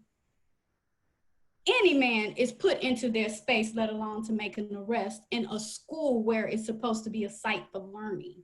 So let's keep that in mind. Second, we need to, well, Pittsburgh schools, definitely, because we can look at their history of structural racial violence. This is what it means to say Black Lives Matter in schools. Now, I hate to do this, but let's keep in mind that the white people who are in charge, the public officials in charge, aren't doing good by the Black adults. So we can't erase that fact, right? In fact, Tashira, I don't want to say this because I see you got beautiful children in the background, but did you know that you can actually leave Pittsburgh and you have a better chance of a higher quality of life simply by leaving Pittsburgh as a Black woman? But I know you want to stand by your city, right? So therefore, we need to stand by our schools and our classrooms. We also call for a recruitment of more Black teachers and other teachers of color. Also, we need to see more Black administrators, and we need to hold all administrators and all teachers accountable, regardless of race. It is systemic. It is systemic in Pittsburgh. So what we're talking about is also a white superiority complex. Just listening to Angel, listening to Tiffany, and listening to the girls, it is more than clear that you also have Black people who are being led by a white thinking mind. They will also see white people as superior. You cannot ignore those stats, that you have to actually believe that young people, yes, I read the reports. You all have preschoolers who are being arrested and sent out of school. A 12-year-old, I haven't found a 12-year-old girl yet that I feel threatened by. I'm not saying that they're not out there, because I've also worked, I work now with the courts, trust me. But what I am saying is that before those kids even walk into our schools, you have adults and other authority figures who can only view them as potential criminals, as opposed to future presidents, as opposed to actual teachers, as opposed to governors and mayors. That's problematic. That's systematic. That's not the child's problems. That's not the parents' problem. First, we have to feed our adults. We have to house our adults. We have to give them money to put clothes on their back. You all have a systemic problem in Pittsburgh. And until then, it's very difficult to say that Black Lives Matters in Pittsburgh public schools. At this time, Pittsburgh public schools are anti-Black. So therefore, you all need to think about, and I'm seriously, y'all might need another petition going, but you all may have to think about ending all suspension and expulsions until you get your racism problem together, your white supremacy problem together. Thank you, Dr. V is always good for dropping the bombs, Thank you. stirring the pot, and making us think, getting us rallied and galvanized. So thank you for folks who have dropped the questions into the Q&A box. I want to jump into one of these. Please keep them coming. Melissa talks about developing a cross-system approach. So she says in Philly, the police led the change. In other places like Georgia, juvenile court judges led the change. Have panelists engaged court, police, and school leadership? They say, I know Judge Woodruff and Marsha Landers at the court were working with school districts in the county. So have we developed a cross-systems approach to addressing these issues? So there are some cross systems work going on. Like Kim said, there's work between juvenile probation and CYF to try to stop kids from crossing over from the dependency system into the delinquency system. That's work that Allegheny County has been doing for a while. There are several, actually, I'll say a disproportionate number of us from Allegheny County who are on this governor's statewide juvenile justice task force, and there are many different people at that table, types of people, professions at that table. So I would say, yes, there is cross systems work going on. I don't know if Kim has more to say about that. Yeah, we have many efforts going on in juvenile court to address it from all aspects, and definitely across systems. Obviously, we work closely with DHS, many of the youth, and somebody mentioned it earlier on. So when all else fails, many of those higher end youth or youth with higher needs, if I could say, are they try to force those youth into our systems. So sometimes we are left to address the needs and whatever else it is that those youth need along the way. Because when they fail in the education system, the CYF system, home, school, then the juvenile court system is looked at.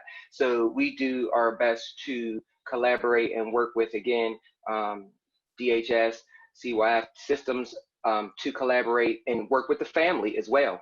We work with the victim as well. And we try to collaborate to get those youth the help that they need. Again, the numbers, right, the disproportion is high. I mean, we look at these cases very closely, we assess them, try to figure out who can we divert. Early on in the system, we divert a lot of those kids. Kids that do come in, as Tiffany mentioned, with ag assaults or teachers or whatever that is, those kids, those charges, a lot of times when they are reviewed by the district attorney's office, those are changed, lessened.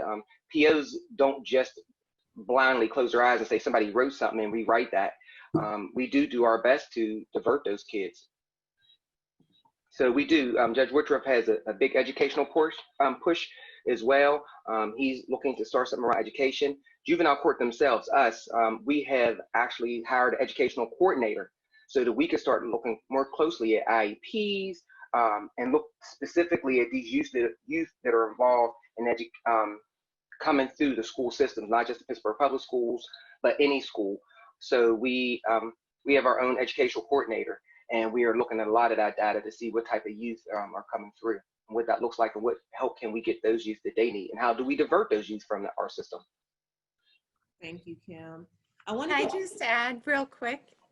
I just want to also mention that that's also the Black Girls Equity Alliance that brings us all here today is doing a lot of that cross-system collaboration. And I think this was said before and it'll be said again, but it's open to anyone in the community that wants to be part of these conversations and this work to make these changes. So I'm inviting you all to join us. Yes, please do. I want to get back to the girls, but before I go there, the topic of suspensions has come up several times. And so I want to get Angel's thoughts around the school ban that was led in Pittsburgh for K through second grade students. What was the effect of that? And is there a plan to go beyond the second grade? Well, if it was up to me, it would be a ban until pre-K to college. But unfortunately, we ain't quite there yet. So what happened was the district was doing a crappy job at reporting suspension data. They hadn't had it broken down into race, sex, ability, disability. So once we actually got our hands on that data a few years ago, we found that there was disproportions in suspensions. And we saw that, of course, Black boys with disabilities were the highest to be suspended, then Black girls with disabilities, then Black boys, then Black girls, then everybody else, right? And everybody else was this small.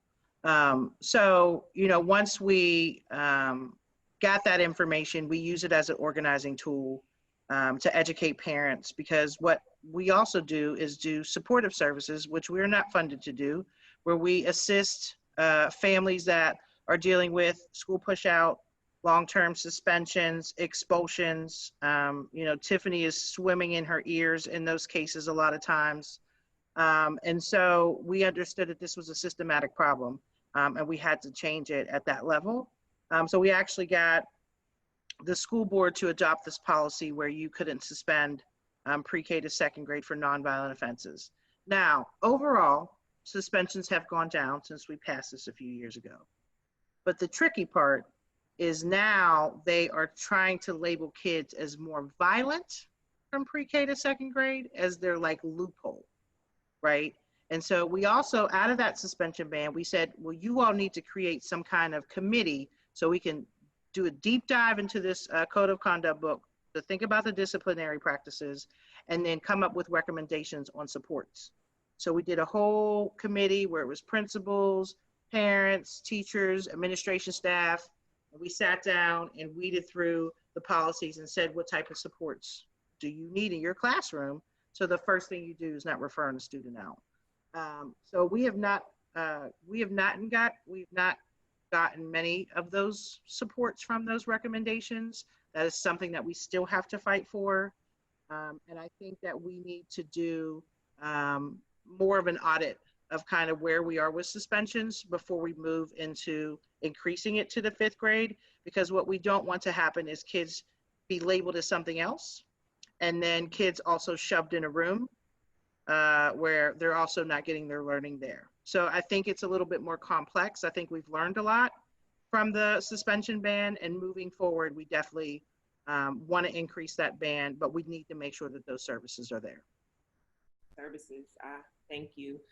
Devin says, if adults can't figure out how to better support students' social and emotional needs, then we should just go ahead and ban suspensions for pre-K through 12, just saying. So, well, Devin is on the school board. So Devin, get your little pen and paper out, honey, and write that resolution, and we will turn out in droves to support it and help you pass it. I love it. I love how people call each other out on these. This is how you know this is family. Exactly. So I wanted to jump in here. I know we wanted to get to the girls and see what, you know, their thoughts were based on what they heard.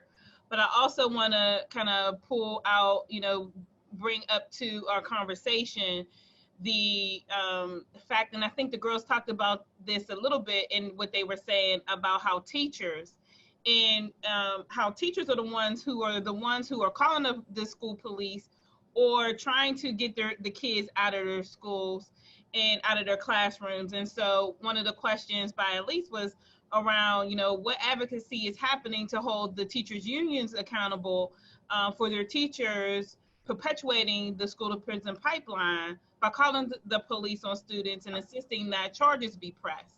And we know that happens. It's not like it's not. We know it. And so again, Sarah invited people to come. The more, the merrier. We have these conversations during our work group sessions with the Juvenile Justice Committee. And we have invited the chiefs of police and different law enforcement officers. We have probation officers come to just inform us, to, you know, let us know what's happening. And even teachers and principals came as well. And this is one of the things that is evident that happens, right? And so what, and I guess because I know you all know the work that you all do, I'm gonna ask Angel to maybe chime in on this. What are we doing to make sure that the teachers union is actually addressing this issue as well? Because, you know, we can, you know, we're taking this to the school board, but the teachers union has a lot to play in all of the things that are happening in the school district. Yeah, so absolutely. I mean, we work in partnership with the teachers union on things like community schools and ending school privatization. I know that there are definitely a large amount of teachers that need a lot of support in the classroom. I do believe that there are good teachers that do care about our kids, but are very under-resourced. I also think that we need to really think about implicit bias training for every single adult in the building, not just teachers. That's, you know, paras, that's counselors, social workers, principals. And I actually think that we need to have more of an accountable process when we talk about racism and inequity in our schools. And so the teachers have to be a part of the conversation. Teachers union ain't going nowhere. They represent over 2,500 members here in Pittsburgh. And so they have to be a part of the dialogue.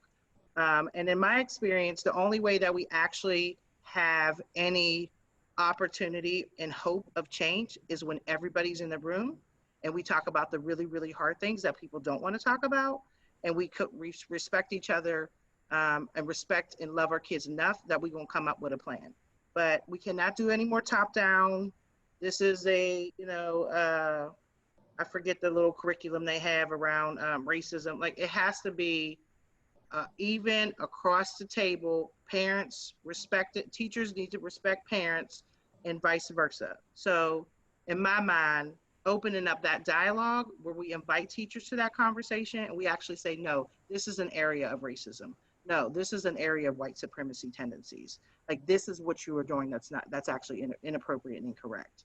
So, and I am always willing to be a part of that or to help pull that table together, because that's the only way that we're going to address some of these issues. And Dr. Elliott, can I add another point? Because Angel is she's great at this. And that implicit bias training is something that they're talking about in K-12 and colleges and universities. But, and Dr. Goodkind, you're gonna have to help me with this. But I think too, when we talk about systems and overlapping systems and working across boundaries, I should mention that I'm also a clinical therapist and a professor. So let's get that clear. And I'm a licensed clinical social worker. So I'm blending all these worlds to point out one important fact. Our teachers are predominantly white. The teaching force is only getting whiter. And we have a conundrum that's not being named because of fear of these unions and the backlash. Our teachers are young. So research shows that the group in the United States that has the lowest self-esteem than any other group is young white women. Guess what research also shows? The group with the highest self-esteem is Black children, in particular Black girls. It's a cocktail for disaster. So when we work with these young teachers, we're not only talking about racism, we're also talking about patriarchy, and we're also talking about white fragility. White fragility is killing our kids spiritually and culturally. So we need to have some intentional interventions with these young white women. It's not just about fear, it's about I'm going up against somebody who's more confident and someone who's more self-assured and self-aware.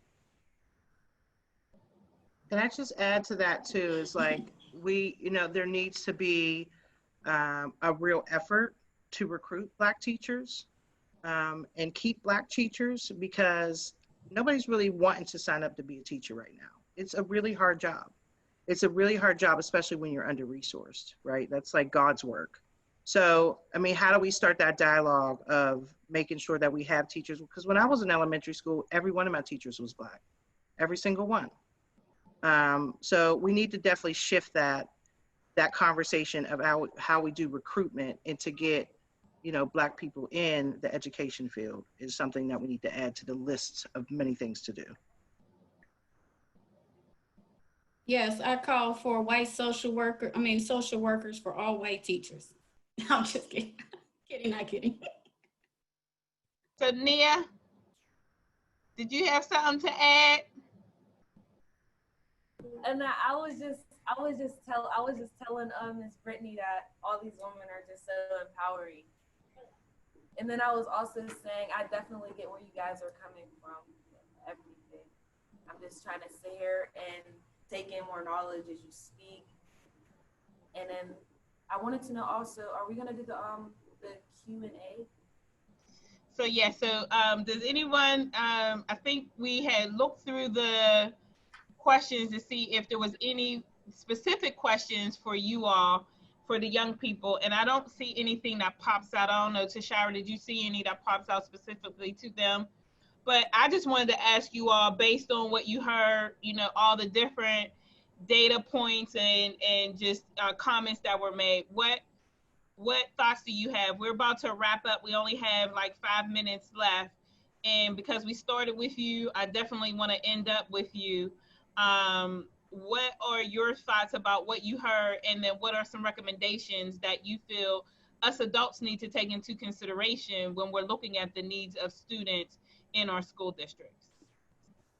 I feel like you guys are absolutely saying the right things about, don't forget about the teachers and let the teachers also talk, but make sure you have the students in there. Like, don't forget about what the students feel like. I'm talking about, it doesn't just have to be a high school student, like it could be a second grade student, a third grade student. Just make sure that their voices are heard. Because if I feel like, if they feel like they're not heard, then we just started back at square one. Yeah. Right where we were at. None. I want to piggyback off that. I think it is very important to note that there are young children involved in many different situations, and they can only grasp but so much. They may not be able to put it into word format, but they have an understanding of what's going on around them. And I feel like whenever it comes to, kids or children, I feel like some adults don't really take us seriously and things, and I feel like there are times where they feel like we don't know what we're talking about, but we know what we're talking about. So it's like, we know what we want. We know how we're being treated. We know how we want to be treated. So it's like, whenever we say stuff, take it into account, like fully, like, what's the word? I can't think of the word. Like, fully, like, think about it. I guess we gotta just Definitely take it in, like, because it's important. Because I've been ignored by adults, especially in court. I've been ignored by adults and judges, and I felt like my voice hasn't been heard. So I definitely want to say, always make sure their voices feel like they're heard. Like, because I've walked out of courtrooms because I felt like my voice just it's not being heard right now. So why am I even here? What am I even doing here? And I just want to thank you guys, all of you. I don't know how to pronounce all of your names, but Miss Kimberly Booth, Miss Dr. Venus, Miss Cliff Girls, Miss Tiffany, Miss Angel, Miss Gada, I don't know if I'm saying everything right, Miss Sarah, and Miss Tashira. Thank you so much. I was paying attention to everything that you guys were saying, and I definitely, I feel all your words, especially when somebody was saying, when they were talking about, there's a lot of implicit, but there's also explicit. I felt all of it. And I want to thank you guys for letting me be a part of this today. Like, it's a really big opportunity for me. I'm excited. We're excited. Here's the thing. When you're, in my mind, you can be whatever you want to be, but when you're ready to run for office and be an elected official, you give me a call. Oh, and about your background, Miss Angel, you need those as shirts. Just make those some shirts for Cop Out Pittsburgh. Oh yeah, we're actually making police-free school shirts this weekend. We have lots of shirts. See, I have. Oh, speaking of running for office, Miss Shirley is on my shirt. Defend public schools. Yeah, Shirley. Yeah. We have lots of shirts. I'm gonna put my phone number in the chat. You can text me. We got all kinds of shirts. Okay. Yeah, we'll get that shirt. And then we also are, thank you to Cece. I believe she's on the chat. She's actually making us some shirts that say, make Black Lives Matter in schools. And so we'll have those for Monday. So quick plug for the action that we're having in front of the Pittsburgh Public School building in Oakland. From 4 to 7 on Monday.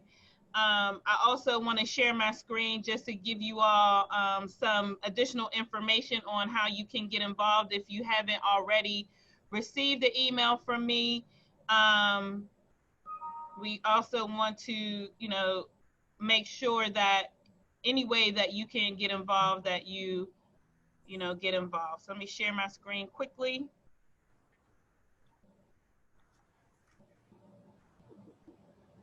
All right.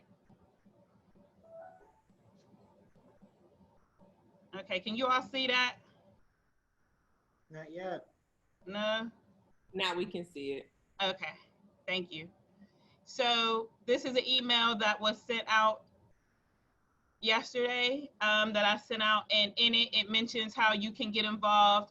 So there's a letter that was sent out, and if you haven't received it, please email me at kelliott@gwensgirls.org if you want to get involved. But we have drafted a letter to go to the Pittsburgh Public School District Board on Friday. I'll be sending it on Friday. So if you want to be a co-signer, please let me know by Friday at 12 noon. Also, the link that was shared by Angel to also sign the petition, and then the public testimony information on that. If you can write your own letter and submit information to the school board and call, you have to call and sign up by noon on the number that's listed right here. And then last but not least, again, to join us for the protest that we'll be doing in front of Pittsburgh Public Schools, the Board of Education on Belfield on Monday from 4 to 7. There will be a link for those that can want to participate virtually, and you will have to go to 1PA's Facebook page to get that information.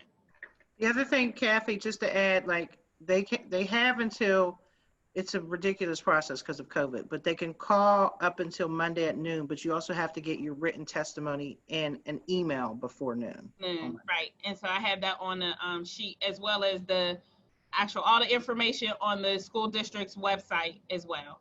And then how you can watch and watch the public testimony on Monday as well. So I want to thank everybody for your participation.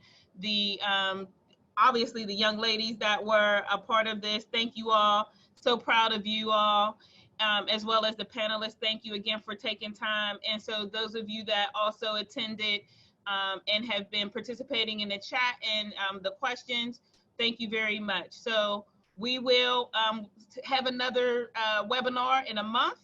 So look forward for information for that. I thank Tashira, our co-facilitator, for helping to make this day and make this process go smooth and people not see what's happening behind the scenes. So thank you. Anything else that you want to say, Tashira? No, just that I'm looking forward to next month. Thank you all. And so last but not least, everybody's in the chat asking like, how are we going to share this? This is going to be shared widely. So you all will get a link of the presentation and in the recording. Please feel free to give this out to whoever you feel would benefit from hearing about it. We will also, I mean, there are school board members that are part of the Black Girls Equity Alliance that are on the emails and they get this information. So we are definitely trying to be in touch with some of those that are in administrative positions that can make the change to actually hear this and to maybe even have a follow-up conversation and include them in this conversation as well. So look forward to that. So without anything else, thank you everybody for tuning in. Bye everyone. Bye everyone.